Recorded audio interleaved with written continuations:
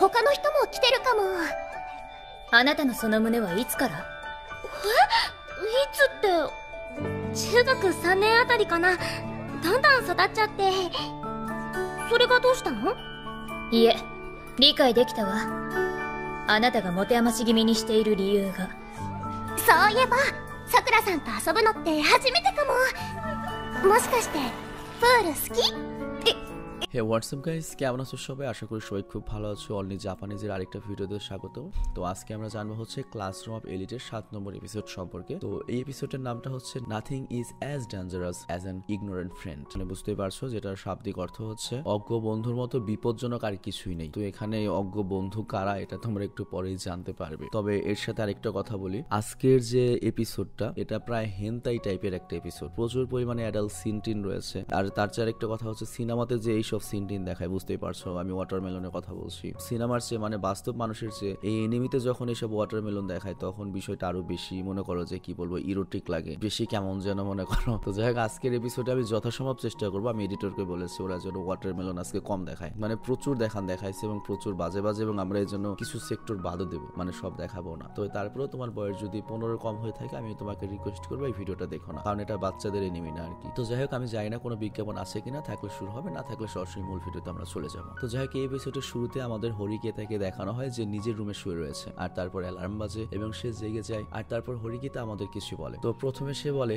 যে ফার্স্ট ইয়ারের semester exam শেষ হয়ে গিয়েছে, তার মানে ফার্স্ট ইয়ার পুরো শেষ, এবং তারা এবার গরমের ছুটি পেয়েছে, এবং গরমের ছুটির অলরেডি 2-4-5 দিন শেষ হয়ে গিয়েছে। এরপরও করে কি গোসল করতে যায়, আর এরপর গোসল করেও যখন বাইরে আসে তখন সে দেখতে পায় ওর ফোনে আয়নাকোজির কল এসেছে। তো প্রথম 2বারও আয়নাকোজির কলটা কেটে দেয়, কিন্তু তৃতীয়বার যখন আয়নাকোজি আবারও কল দেয় তখন সে কলটা ওঠায়। আর তখন আয়নাকোজিকে সে বলে, তুমি কি বুঝতে পারছো না আমি তোমাকে ইগনোর করছি, আমি তোমার সাথে কথা বলতে চাচ্ছি না? কিন্তু আয়নাকোজি এটার কোনো উত্তর না দিয়ে বলে, তুমি কি আমার সাথে সুইমিং এ যাবে? আর অনেকেই যাচ্ছে, কিন্তু আয়নাকোজি আর কিছু বলার আগে হরিকিতা কল কেটে দেয়, এবং আমরা বুঝতে পারি হয়তো হরিকিতা যাবে না। আর এরপরে আমাদের রাতের দৃশ্য দেখানো হয় যেখানে 3-4টা স্টুডেন্ট মিলে কোনো প্ল্যানিং করছে। তো এই 3টা স্টুডেন্ট দেখে মনে হচ্ছে হয় এই 3টা স্টুডেন্ট হতে পারে হচ্ছে সেকশন ডির সুডোর সাথে 2 হারামজাদার সাথে আরেকজন রয়েছে, অথবা হতে পারে সেকশন ডির ওই রিওনের সাথে যে 3টা থাকে চামচা, ওরা আর কি ইজাকি নাকি কি নাম, যেটাকে গত পর্বে আমরা দেখলাম। তো ওরা করে কি ব্যাগে করে অনেক জিনিস আনে এবং বলে এই কয়টা জিনিস দিয়ে আমাদের মিশন কমপ্লিট হয়ে যাবে, এবং ওদের মিশনের নাম হচ্ছে পিকিং গার্লস চেঞ্জিং রুম, যেটা শাব্দিক অর্থ হচ্ছে গার্লস চেঞ্জিং রুমে উকি দেওয়া,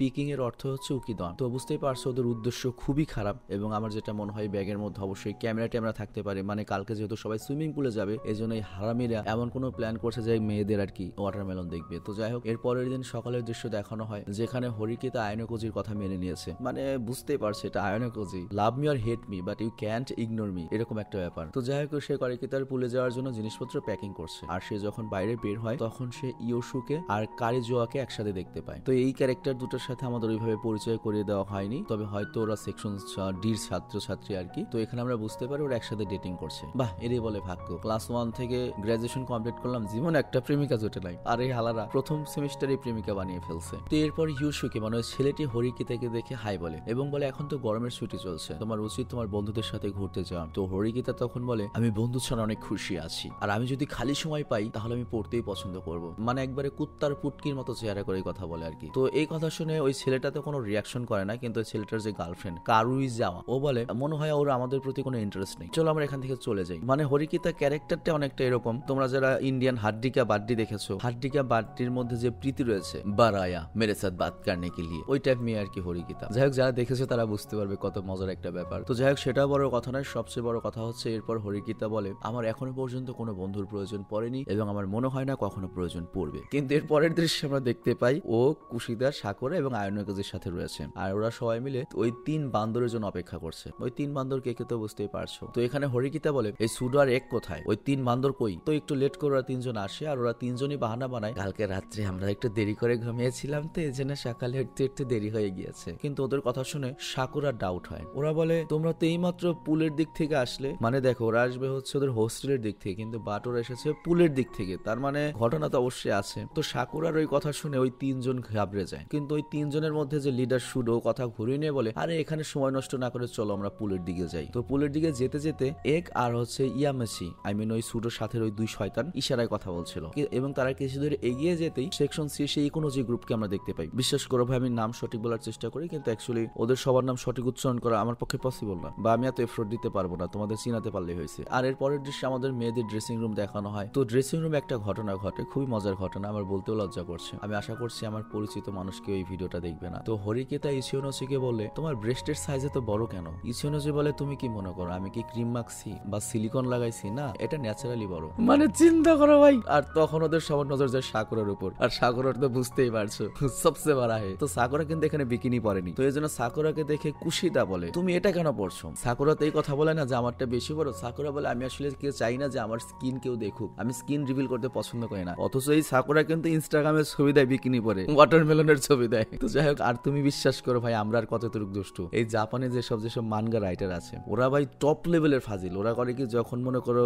স্টুডেন্ট লেভেলে থাকে, মানে ওদেরও তো ইউনিভার্সিটি রয়েছে সব মানগা আর্ট করার বা এইসব কাহিনী লেখার, ওরা করে কি ওই স্টুডেন্ট লাইফে করে কি অ্যাসাইনমেন্ট হিসেবে হেনতাই মেনতাই বানায়, তারপর মনে করো যে পড়ালেখা শেষ করে যে এইসব বানায়। আর দেখো সবগুলার সাইজ পেট নাই আর কিছু নাই, মানে খালি এরকমই সবার ফিগার এরকমই। ছেলেদের ফিগার হবে স্লিম, নয়তো ফিটনেস মাসল মসলালা, আর মেয়েদের এরকমই বানাবে। মানে খারাপ কথায় বলতে হয়, মেয়েদের এমন ভাবে বানায় মাথার পা বাদে বাকি সবটুকুই ওয়াটারমেলন। তো যাই হোক, আমি খুবই লজ্জিত এত বাড়তি কথা বলার জন্য, কিন্তু আমিও তো মানুষ, একজন সুস্থ সবল পুরুষ মানুষ, বুঝই তো। তো এর পরের দৃশ্যে আমরা দেখি ছোট মোড়াকে। তো এই ছোট মোড়ার সাথে এর আগে আমি পরিচিত হয়েছি কিনা আমি মনে করতে পারছি না, বাট ও মনে হয় সেকশন ডির স্টুডেন্ট আর কি। মানে গত 6টা পর্ব যে আমরা দেখেছি, যাদেরকে আমাদের চেয়ানো হয়েছে তাদেরকে আমরা চিনবো, বাট ছোটখাটো ক্যারেক্টারদের কিন্তু আমাদের পক্ষে চেনা পসিবল নয়। তো ছোট মোড়াকে দেখি আমরা, সে একটা বিল্ডিং এর টপ ফ্লোরে ছিল এবং সে সকল ছেলেদের তাদের যে মিশন, ওই যে মেয়েদের চেঞ্জিং রুমে ওকি দেওয়া, সেই মিশনের ইনস্ট্রাকশন দিচ্ছিল। আর তখন কুশিতা বলে, এই ইয়ামাচি কোথায় গেল? ইয়ামাচি মানে হচ্ছে ওই 3 শয়তানের এক শয়তান আর কি। তো এই কথা শুনে সুডো করে ওকে খোঁজার ভান করে, আর একে বলে মানে আরেক শয়তান যে সে হয়তো বাথরুমে গিয়েছে। তবে ইয়ামাচি আর একে আমি আসলে চিনতে পারি না, ওদের চেনা আমার একটু কষ্ট হয়, একই রকম ফেস প্রায়। তো এখানে একে করে কি, কুশিদাকে ডিস্ট্র্যাক্ট করার জন্য বলে, আচ্ছা ওদের কথা ছাড়ো, চলো আমরা আমাদের মতো মজা করি। তো এরপর সুডো সবাইকে বলে, ওই দেখো ভলিবল কোর্ট, ওখানে গিয়ে ভলিবল খেলি। তো এরপর আমাদের ইয়ামাচিকে দেখানো হয়, এই শালা যেটা করেছে, এই শালা একজন ক্লিনারের কাপড় পরে ড্রেসিং রুমের বাইরে দিয়ে ঘুরছিল। চিন্তা করো ওর মাথায় কি ঘুরছে। তো এরপর দৃশ্য পরিবর্তন হয়, আমাদের দেখানো হয় ভলিবল কোর্টের দৃশ্য, যেখানে সাকুরা বলে, আমি কিন্তু ভালো মতো ভলিবল খেলতে পারি না, এজন্য আমার কাছ থেকে ভালো কিছু আশা করো না। তো কুশিদা তখন বলে, তুমি চিন্তা করো না, আমাদের সাইডে বল বেশি রয়েছে। মানে বুঝতে পেরেছো এখানে কি বুঝিয়েছে, সবগুলো মেয়ে। তাই তো আমি অনেক সিন বাদ দিয়ে দিছি ভাই, আরো সিন অনেক দেখাবো না আর কি। মানে ওদের কথা হচ্ছে ওদের পাশে বল বেশি, তো ওই পাশে যেহেতু সব ছেলেরা খেলবে, ছেলেরা কনফিউজড হয়ে যাবে, ওরা ওদের সাথে ভালো মতো খেলতে পারবে না। আর এরপর আমাদের দুটো মেয়েকে ড্রেসিং রুমে যেতে দেখানো হয়, কিন্তু ওই মেয়ে দুটো দেখে যে রুমের ভেতরে ঢোকা নিষেধ, মানে ভেতরে পরিষ্কারের কাজ চলছে। বুঝতেই পারছো ভেতরে কে গিয়েছে, ওই ইসো মাসি নাকি কি ইয়ামাচি গিয়েছে। আর তখন ওই দুজন মেয়ে বলতে থাকে, তাহলে আমরা ড্রেস চেঞ্জ করবো কোথায়? আর এর আধা ঘন্টা পরের দৃশ্যে আমরা দেখতে পাই চেঞ্জিং রুমের বাইরে অনেক ভিড় জমে পড়েছে। আর এই জিনিসটা সেকশন সির ইসোনেসি এবং তার যে গ্রুপ তারা নোটিশ করে, আর তারা সেখানে যেতে চায় যে কি হচ্ছে ওখানে গিয়ে দেখে আসি। কিন্তু এখানে যে একে রয়েছে ওদের বাধা দেয়, কারণ একে তো জানে ওর বন্ধু যে ওখানে ক্যামেরা লাগাচ্ছে, আকাম কোকাম করছে। তো ওদেরকে বলে, কোথায় যাচ্ছ? ম্যাচ চলছে, তোমরা দেখতে পারছো না? ম্যাচে ফোকাস করো, ওখানে যা হয় হোক, আমাদের কি। মানে একে এখানে আজব ব্যবহার করছিল এবং এমন ভাবে কথাগুলো বলছিল যেটা দেখে দুই মেয়ে ভয় পেয়ে যায়। আর তখন কুশিদা একে দেখে আর আয়নাকোজিকে বলে, তোমার কাছে কি একটু আজব লাগছে না ওদের দেখে? আয়নাকোজি বলে, হ্যাঁ লাগছে তো, ওরা হয়তো উল্টা পাল্টা কিছু খেয়েছে, সেটা হতে পারে গাঁজা, সেটা হতে পারে বাবা, কিন্তু মদ খায়নি এটা শিওর, এতটা করা কই পাবে। তো যাই হোক, এরপর আমাদের ছোট মোড়াকে দেখানো হয়, যে হালায়ের কি ওই যে বিল্ডিং এর উপর তলায় থেকে সবকিছু ওয়্যারলেস এর মাধ্যমে মিশন পরিচালনা করছে। আর সে বলে, কাজ কেমন চলছে ইয়ামাচি? ইয়ামাচি বলে, আরে ভাই এখানে ক্যামেরা লাগাতে অনেক প্রবলেম হচ্ছে। এই কথা শুনে ছোট মোড়া ওকে একটা মোটিভেশনাল স্পিচ দেয়, দেখ মেয়েদের ভিডিও দেখবি। মানে আমি আর না বললাম ওইসব কথা, বুঝোই তো খারাপ শোনা যায়, বয়স হয়ে গেছে। আমার বয়স যদি এখন 33 না হয়ে 23 হতো, তাহলে আমি এগুলো বলতে পারতাম, ইচ্ছা মতো যাইছে তাই বলতে পারতাম। মানে অনেক কিছু আটকে যায় এখন, তারপরেও কিন্তু বয়স আন্দাজে আমি অনেক বেশি দুষ্টু। তো যাই হোক, এরপর সাতমোরা লাস্টের যে কথাটা বলে সেটা হচ্ছে, দেখ আমরা হচ্ছি সৈনিক, আমাদের এটা পারতেই হবে, করতেই হবে, কারণ আমাদের এই কাজের সাথে সকল ছেলেদের আশা ভরসা জুড়ে রয়েছে। তার মানে এই হালাদের টেকনিক হচ্ছে ওখান থেকে ভিডিও করে অনলাইনে সার্ভে এই ধরনের কোনো একটা কিছু। তো যাই হোক, এরপর ভলিবল খেলতে খেলতে কুশিতা নোটিস করে যে অনেক সময় হয়ে গিয়েছে, কিন্তু ইয়ামাচি শালার এখনো কোনো খবর নেই, ও কোনো আবার বিপদেতে পড়েনি। আর এই জায়গাতেও দেখো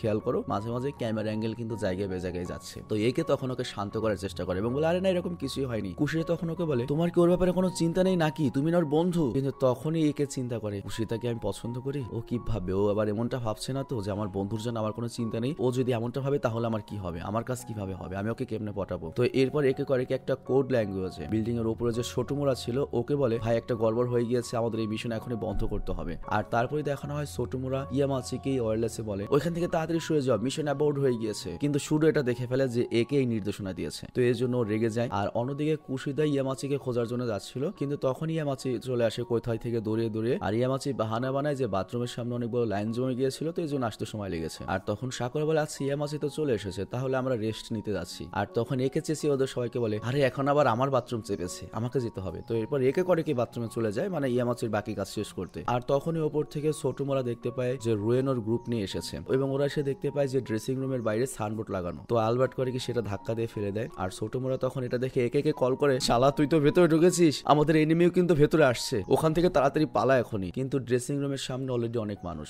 ওখান থেকে এখন বের হবে কিভাবে, একের কিছু প্রবলেম হচ্ছিল। তো এটা দেখতে পাই ছোটমোরা সুডোকে সিগন্যাল দেয় যে জলদি একে সাহায্য করো। তো সুডো তখন বলে, আমার পায়ে একটু সমস্যা, আমি একটু পরে আসছি। আর এটা বলে সে বেরিয়ে যায়। তো সুডো চলে যাওয়ার পরে তখন সেকশন বির যে স্টুডেন্টরা ছিল, যারা আমাদের সেকশন ডির মানে কুশিদাদের বিপক্ষে খেলছিল, ওরা বলে, তোমরা তো এখন মাত্র 5 জন স্টুডেন্ট রয়েছে, তোমরা আমাদের বিরুদ্ধে কিভাবে জিতবে। সাকুরা তখন বলে, তাহলে আমাদের ম্যাচ এখন বন্ধ করে দেওয়া উচিত। কিন্তু ইয়ামাচি বলে, তোমরা চিন্তা করো না, খেলা কন্টিনিউ রাখো, আমি তো এখন আছি, ওরা দুজনতে কি হয়েছে আমি সব সামলে নেব। তো এটা দেখে কুশিত আর হরিকিতা বলে, এই পুলাটা কি আগে থেকে এত মোটিভেট ছিল নাকি আমাদের দেখে হয়েছে? বুঝতেই পারছো। হরিকিতা তখন বলে, আমি বুঝি না কিছু এদের ভাবসা। তো এরপর সুডো সাতামোরাকে জানায় যে একের সব সেটআপ কমপ্লিট হয়ে গেছে, ক্যামেরা লাগানো শেষ, ওদের জাস্ট এখন বের হতে হবে। তো সাতামোরা তখন সুডোকে বলে, ভাই ঘাপলা তো অন্য জায়গায়, রোয়েনের সাথে মেয়েরাও রয়েছে, মেয়েরাও তো এখন ওই ড্রেসিং রুমে ঢুকতে যাবে, এখন তুমি কি করবে, যে কোনো ভাবে আটকাতে হবে। তো তখন সুডো করে কি রায়ান এবং ওর গ্রুপের সামনে দাঁড়ায় এবং বলে, দেখতে পাচ্ছ না এই বোর্ডে কি লেখা রয়েছে, ভেতরে যাওয়া নিষেধ, ভেতরে কাজ চলছে। রোহন তখন বলে, ভাই বেটা তুই এটা বলার কি, আমি যেখানে ইচ্ছা সেখানে যাওয়া যাচ্ছে তাই করবো, তোর কি? তো এটা বলার পর ওর বডিগার্ড করে কি সামনে আসতে থাকে, মানে মারবে আর কি সুডোকে। কিন্তু তখনই সেকশন এর সাগাই নাগি চলে আসে, ওই মেয়েটা, আর বলে, বাহ দুই লুজার্সের ভেতর ঝগড়া হচ্ছে, বাহ দেখতে অনেকটা মনে হচ্ছে দুই কুকুরে ঝগড়া করছে। তো এটা শুনে রোয়েন বলে, তোমাকে এখানে কেউ আসতে বলেনি, তুমি তোমার নিজের কুত্তা নিয়ে এখান থেকে বেরিয়ে যাও। সাগানাগাই তখন বলে, ও আচ্ছা, তার মানে এখন তোমাকেও আমার কুকুর বানাতে হবে, কারণ তোমাকেও আমার কুকুর হিসেবে খুব পছন্দ হয়েছে। তো এটা বলে ওরা নিজেদের মধ্যে ঝগড়া করতে যখন যাচ্ছিল, তখনই হঠাৎ করে প্রেসিডেন্টের হাফ ন্যাংটা হয়ে চলে আসে এবং বলে, এখন ছুটি চলছে, কিন্তু তারপরে তোমরা এটা ভুলে যেও না, তোমরা স্কুলের ভেতর রয়েছে, এখানে আমার নিয়ম চলবে। আর ওদিকে ভেতরেতে একে আটকা পড়ে আছে এবং ও ছোটমোরাকে কল করে, ভাই আমি এখান থেকে বের হবো কিভাবে, দেখ বাইরে কি ঝগড়া হচ্ছে, একটা কিছু কর। তো এইবার ওই সাতামোরা আর কোনো উপায় না পেয়ে আয়নাকোজির দিকে ইশারা করে এবং বলে, ভাই কিছু তো করো ভাই, আমাদের একটু হেল্প করো। তো আয়নাকোজি ব্যাপারটা বুঝে যায় এবং হরিকিতাকে বলে, তোমার কিছু সাহায্য লাগবে। তো এই জায়গাটা আমি সবচেয়ে বেশি কনফিউজড, যেই প্ল্যানটা হচ্ছে ওদের, ওরা আকাম কুকাম করছে, আয়নাকোজি কি এর সাথে জড়িত, আবার হরিকিতাকে সাহায্য করতে চাচ্ছে, মানে বিষয়টা আমি গুলিয়ে ফেললাম। একে তো মেয়েদের রুমে ক্যামেরা লাগাচ্ছে, তারপর আবার আয়নাকোজি ওদেরকে হেল্প করবে, হরিকিতা হেল্প করে, মানে আমি টোটাল গুলিয়ে ফেলেছি ব্যাপারটা। তো যাই হোক, আমরা দেখি ভবিষ্যতে কি হয়। আর অন্যদিকে আমরা দেখি সুডো প্রেসিডেন্ট এবং অন্য স্টুডেন্টদেরকে বলে দেয় যে আমার পায়ে ব্যথা পেয়েছি, তোমরা ভেতরে কেন যাচ্ছ? প্রেসিডেন্ট তখন বলে, আচ্ছা আমার তো এরকম মনে হচ্ছে না। আর তখনই সেকশন এর একজন স্টুডেন্ট বলে, ওই দেখো হরিকুতা কই উঠেছে। আর হরিকুতার নাম শুনে রুয়েন বুঝে যায় এটাই সেই মেয়েটা যে ওদের প্ল্যান ভেস্তে দিয়েছিল। তো অ্যাকচুয়ালি হরিকিতা দাঁড়িয়েছিল হচ্ছে এই পুলের ঝাঁপদার সবচেয়ে উঁচু জায়গা থেকে, যেখানে বড় বড় পালোয়ানরাও যেতে ভয় পায়, লাভ দিতে ভয় পায়। তো এটা দেখে সকল স্টুডেন্টরা ভাবতে থাকে, ও কি করতে চাও, ওকে সত্যি লাভ দেবে? আর হরিকিতা মনে মনে ভাবতে থাকে, আমি কেন এটা করছি, তবে তারপর আমাকে এটা করতে হবে। তো হরিকুতা তখন বলে, আমাকে দেখো, আমি সেকশন ডির স্টুডেন্ট, আমাদের সবচেয়ে ডিফেক্টিভ স্টুডেন্ট বলা হয়, আর অন্য সব ক্লাস আমাদেরকে অপমান করে। আর হ্যাঁ, ক্লাস সির স্টুডেন্ট, তোমাদের সাহস কিভাবে হলো, শেষবার তোমরা আমাদের ফাঁসিয়েছিলে,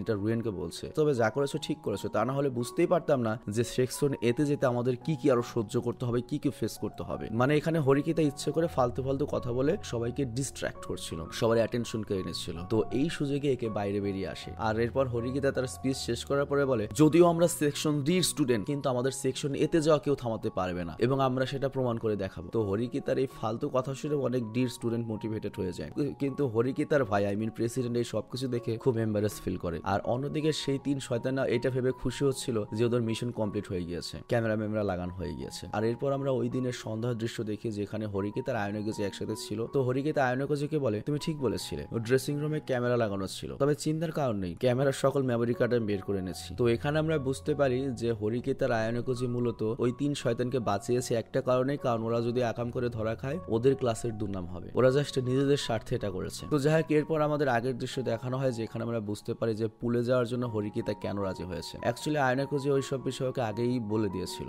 যে আমাদের ছেলেরা অকাম কোকাম করতে পারে, কারণ ওরা মোটামুটি খুব ভালো লুচ্চা, তার এই ব্যাপারে তোমাকে সাহায্য করতে হবে। আমি জানি এটা কঠিন হবে, কিন্তু শেষ পর্যন্ত আমাদের কাজ কমপ্লিট হয়েছে। আর এরপর আয়নাকোজি হরিকিতাকে বলে, তুমি কি আজকের দিনটা এনজয় করেছো? হরিকিতা বলে, না আমি তো এখানে এনজয় করতে আসিনি। আর এরপর আয়নাকোজি বলে, পুল তো বন্ধ হতে এখনো বাকি রয়েছে, তুমি এখনো চাইলে একটু এনজয় করতে পারো। আর এই কথা বলে হরিকিতাকেও ধাক্কা দিয়ে পুলে ফেলে দেয়। আর এরপর ওকে উঠে আসার জন্য আয়নাকোজি নিজের হাত বাড়িয়ে দেয়, কিন্তু হরিকিতা উল্টো ওকেই টেনে পুলে ফেলে দেয়। আর তারপর হরিকিতা উঠে এসে বলে, এখন হিসাব বরাবর হয়েছে। আর তারপরে সবাই পুলে আসে, মজা করতে থাকে। তো আয়নাকোজি এইসব দেখছিল, কিন্তু তখন সাকুরা সাকুরা করে কি আয়নাকুজির উপর জল ছিটিয়ে দেয়, আর আয়নাকুজি তখন ওর দিকে তাকায়, কিন্তু সাকুরা লজ্জা পেয়ে তখন পানির নিচে ডুব দেয়। তো যাই হোক, এরপর দৃশ্যের পরিবর্তন হয়, আমাদের রাতে হরিগীতার রুম দেখানো হয়। হরিগীতা একা ছিল, আর তখন আয়নাকুজি ওকে একটা মেসেজ দেয় যেখানে আজকের দিনের একটা ছবি ছিল, আর এই ছবিটা দেখে হরিগীতা মুচকি হাসি দেয়। মানে যে হরিগীতার কোনো বন্ধু দরকার নেই, তার তো বয়ফ্রেন্ডের দরকার প্রশ্নে আসে না, কিন্তু সেও হয়তো আয়নাকুজির প্রতি একটু একটু দুর্বল হয়ে যাচ্ছে। তো যাই হোক, আজকের যে এপিসোডটা ছিল পুরো আজাইর একটা এপিসোড ছিল, এবং এখানে অনেক মালিশ টালিশের দৃশ্য ছিল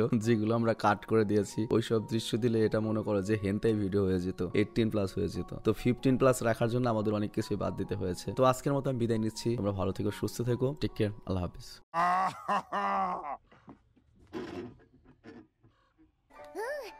他の人も来てるかも。あなたのその胸はあなたが目覚まし気味にしている理由。もしかしてプール好き？そっかそっか。綾野浩二君に誘われたからか。なんですか？最近綾野浩二君の周りって人が増えてきたよね。 Meanwhile